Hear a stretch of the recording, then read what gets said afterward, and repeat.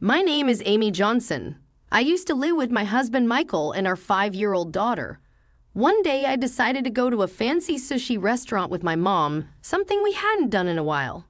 That day, my daughter was having a sleepover at a friend's house. As we were enjoying the luxurious sushi, I overheard a familiar voice from the private room next door. "Nothing beats expensive sushi, right, Michael? You must be happy to eat something delicious for a change," said the voice.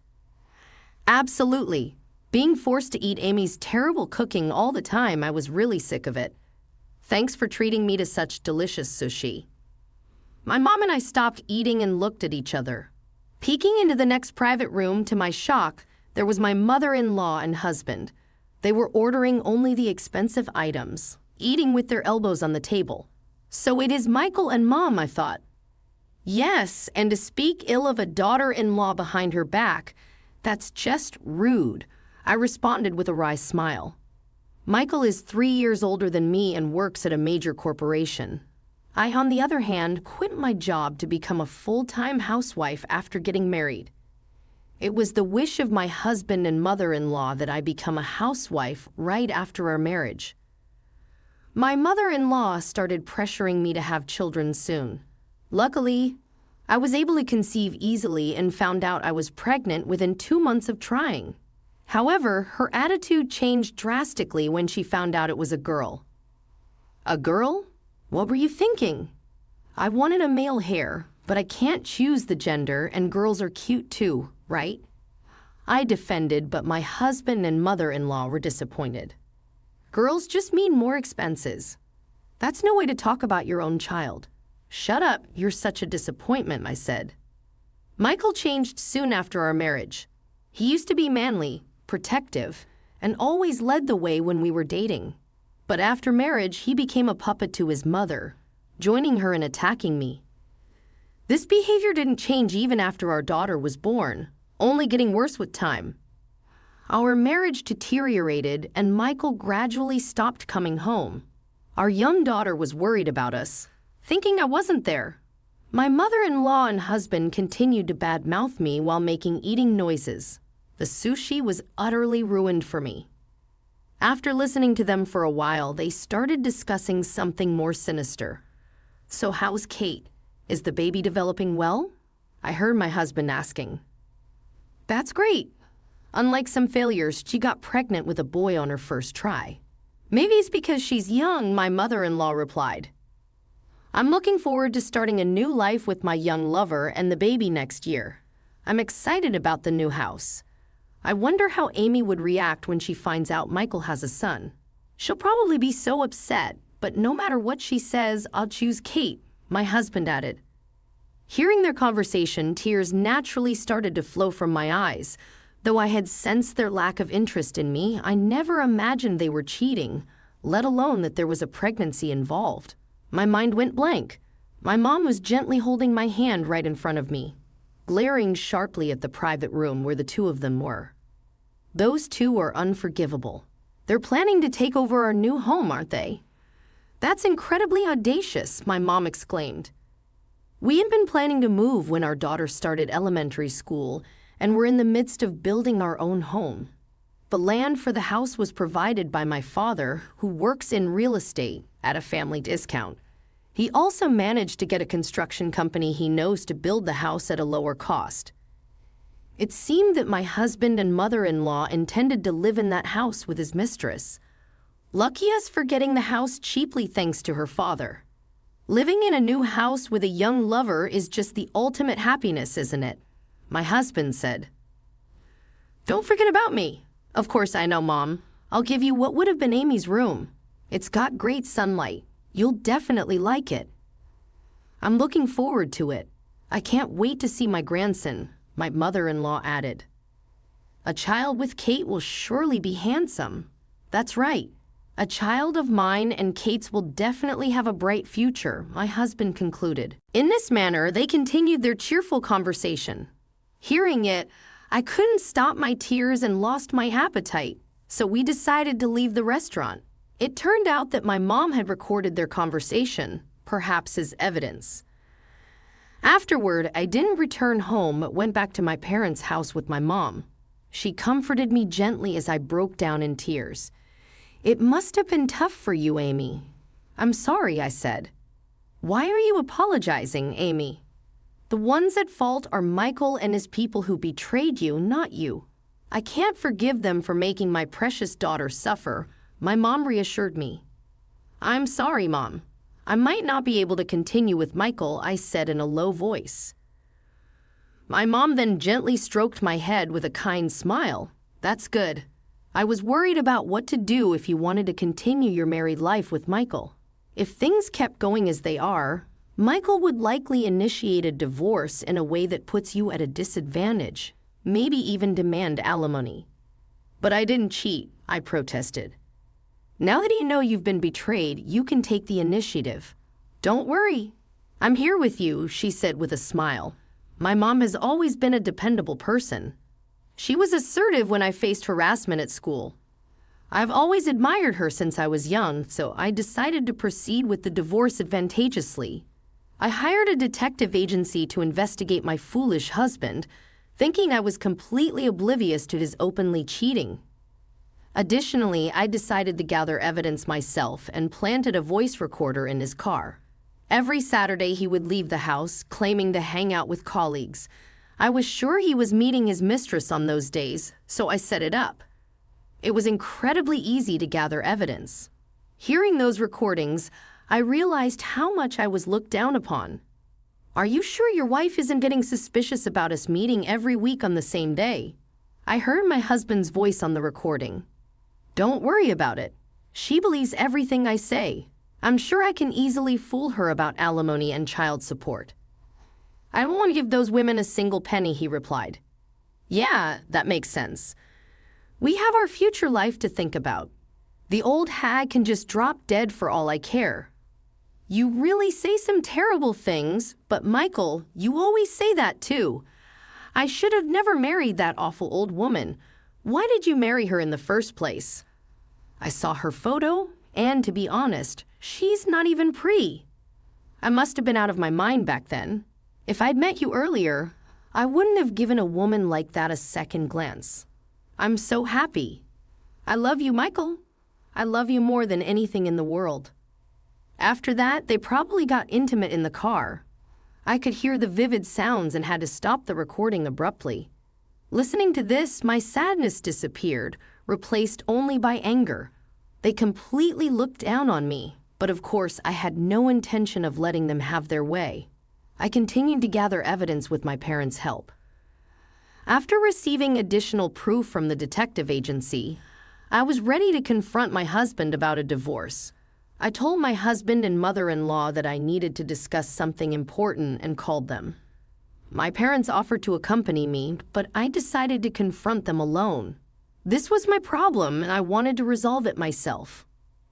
When the two of them showed up, they looked annoyed. "What's this important talk about? We're not so free to attend to your whims." "Yeah, you're interrupting our day off. I had plans for a lunch date with friends." "I'm sorry. I just really needed to talk to you, so what is it? Make it quick." I handed my husband the divorce papers with a serious expression. My name was already filled in. For a moment, they were speechless. "What's this all about? Why are you bringing up divorce? I can't continue with you anymore. Please divorce me." Upon hearing this, my mother-in-law burst into laughter, followed by my husband. "What are you talking about all of a sudden? Divorce me? You know you can't live without me. Exactly. Know your place. I'd understand if Michael wanted a divorce, but it's ridiculous coming from you. It doesn't matter who initiates the divorce, does it? And without Michael, how do you plan to live? You're just a housewife, and he's been supporting you financially. Are you planning to live homeless with your daughter? Homeless mother and daughter, huh? That would be quite a sight." They began to mockingly laugh at me and my daughter. Seeing them like that, I almost lost my composure, but I held back. I declared to my husband, "I will be demanding alimony from Michael and, of course, child support as well." "What? What are you talking about? I can understand child support, But why should I pay alimony? Don't you understand what alimony means? This is why I can't stand uneducated women. Of course, I know what alimony means. I'm not that ignorant. So how exactly are you planning to get alimony from me? Give me a convincing explanation, Michael. You're having an affair with a woman named Kate, right? And she's pregnant with your child. Mentioning the mistress's name caught my husband and mother-in-law off guard. They clearly didn't expect that I knew about the affair, but they weren't the type to give in just because of that. What? You knew about Kate? You admit to the affair? Yeah, I admit it, but it's your fault. You were cheated on. Why is it my fault then? My mother-in-law started talking. It's because you only gave birth to a girl. You didn't try hard enough for a second child. If you had just gotten pregnant with a healthy boy, Michael wouldn't have left you. It wasn't that I didn't try. I couldn't. After our daughter was born, Michael didn't help with child care or housework at all. How could I even think about having another child under those circumstances, especially when it was my first time raising a child? What nonsense is this girl talking about? Child care and housework are a woman's job. You're wrong to rely on a man like Michael. Maybe your attitude is why he got fed up with you. Hearing my mother-in-law defend her son, who cheated and impregnated another woman, I was more astonished than angry. I couldn't believe it. I had put up with such unreasonable people for so long. My husband continued to berate me, claiming I gave up being a woman after marriage. According to him, I stopped wearing makeup and quickly aged after giving birth. He even blamed me for losing my feminine charm. True, after childbirth, I shifted my focus away from extensive makeup or hairstyles, but I maintained basic grooming. Many women gain weight after childbirth, but I was careful not to. However, it seemed my husband never noticed these efforts, and his interest shifted to his young mistress. Continuing to mock me, I made a request. Can you bring Kate here? I'd like to meet her. What? Why? She knew you were married and still had an affair, right? She also has a responsibility. I want to have a talk with her. Meeting Kate will only hurt you more, you know. Why would that be? Well, Kate is young and has a great figure, unlike you. Plus, she's carrying a boy in her belly, something you couldn't give me. You might just lose it out of jealousy. I don't care about that. Just call her, please. As I spoke coldly, my husband seemed displeased that I didn't react the way he expected. He clicked his tongue in annoyance and, while glancing at me intermittently, started calling his mistress. Hey, what's up? Are you coming over today? I need to apologize to Kate about something. What? What's going on? I'm scared. Turns out my wife found out about us. I want you to come over. Over? Is that okay? Me and your wife? That's scary. It's fine. I love you, Kate, and I'll protect you. If that's the case, I'm relieved. I've wanted to meet her too. So sure. Kate's voice sounded naive, and hearing her talk irritated me. As you heard, she'll be coming over. Don't you dare lay a hand on her. Don't worry, I won't stoop to violence. About 30 minutes later, Kate arrived at our house, dressed inappropriately for the situation. She was a 25-year-old temp worker at my husband's company. Despite my presence, my husband and his mistress began to flirt with each other. Kate is young and attractive, unlike someone else here. Even pregnant, she takes care of her appearance. Hey, don't say that. You'll make your wife angry. Oh, I guess she's not your wife anymore. Sorry for taking your husband. Kate smirked at me, clearly looking down on me. Then my mother-in-law compared us. Kate is young and beautiful, unlike Amy.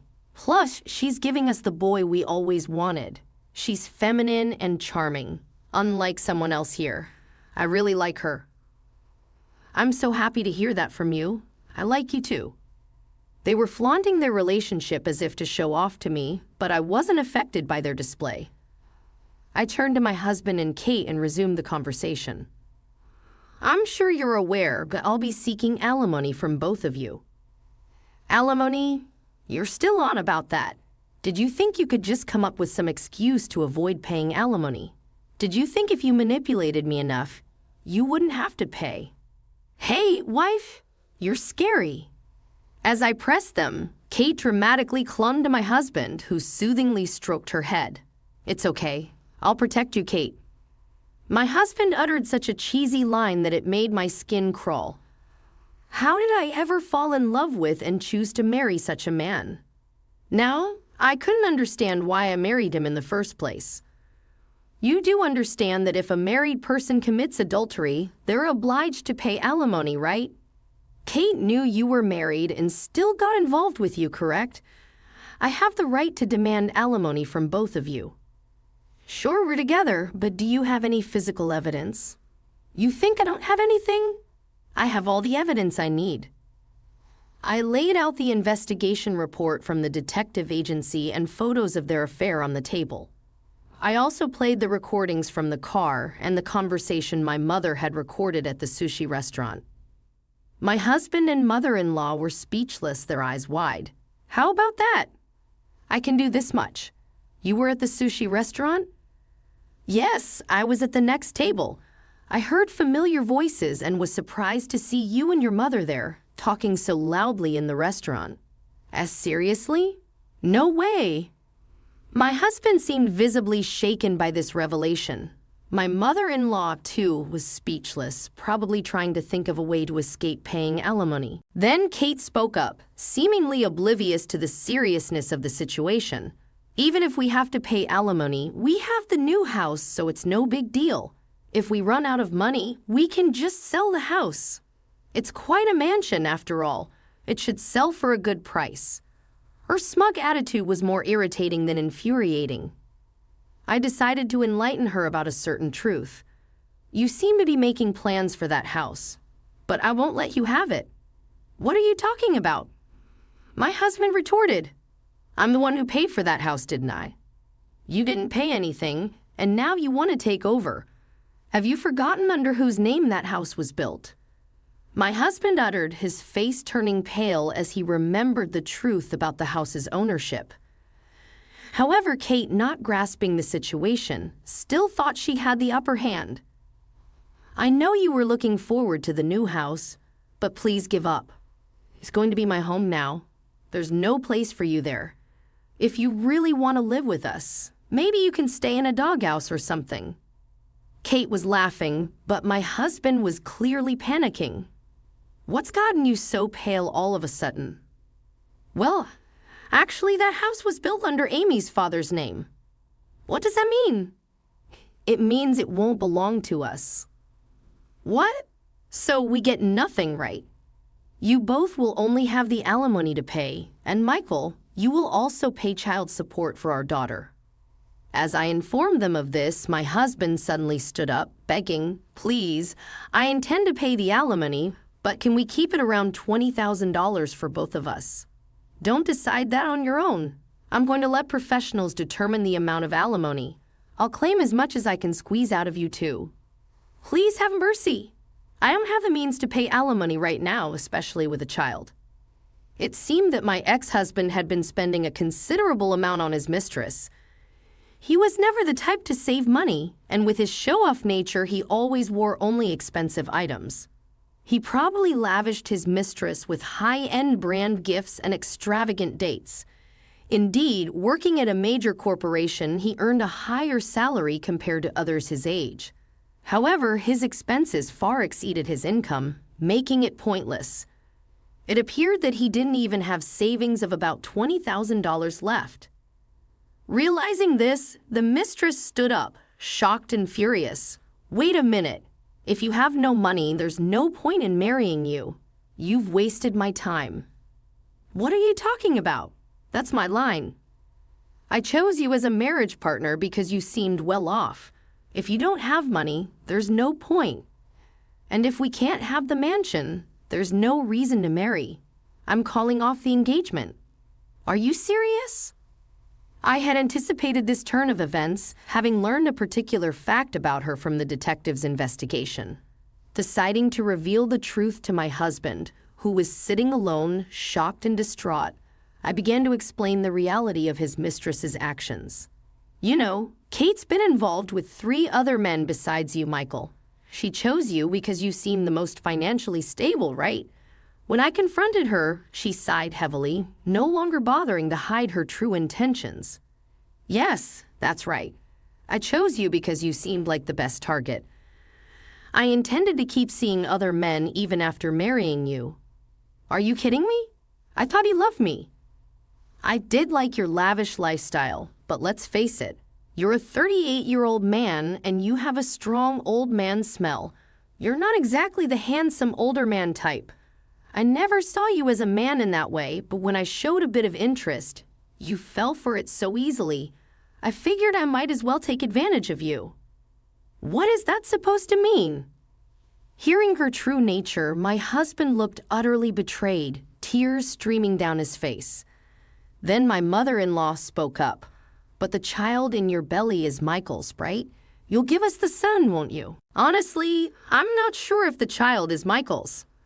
My intuition tells me it's more likely to be Kyle's child. But of course, we won't know for sure until we check. Is that true? Well, I have nothing more to say, so I'll be leaving now. With that, the mistress abruptly ended the conversation and left the house. My husband remained crying with his head in his hands.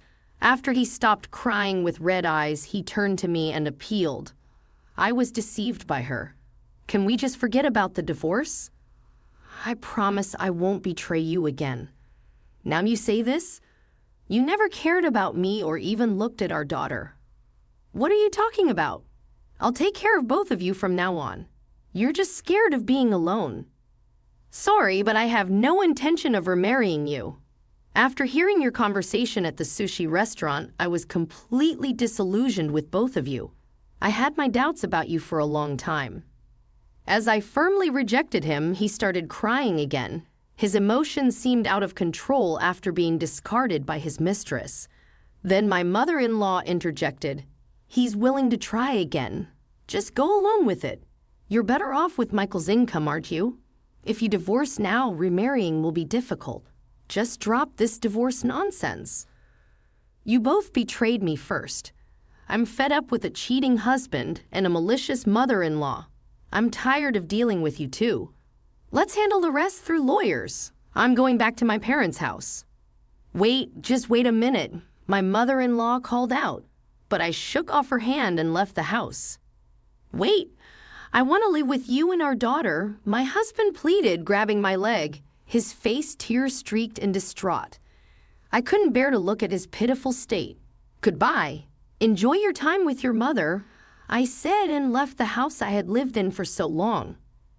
With the help of a lawyer, the divorce was finalized. I claimed a lump sum in alimony from my husband and his mistress. Of course, I also demanded child support from my husband for our daughter. This was arranged to be a fixed amount paid monthly. The mistress, having no money, had her parents pay the alimony. She was scolded severely by them and left her job to return home. After giving birth, she lived under her parents' watchful eyes. Though she was as she was, her parents seemed decent. Knowing the child wasn't suffering brought me relief. My ex-husband continued to work, unable to quit due to his debts from the alimony payments. His affair with the temp worker naturally became known at work, leading to him being regarded coldly by his colleagues. He started making frequent mistakes at work, and as a result, his salary was nearly reduced by about $1,800.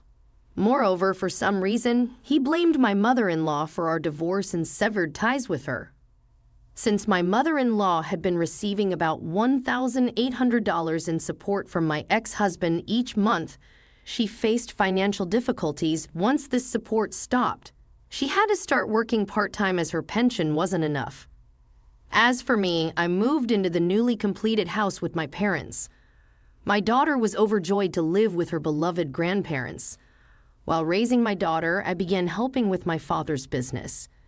Now I am living a stress-free and happy life. In the future, I hope to continue enjoying peaceful and bright days with my loving parents and daughter.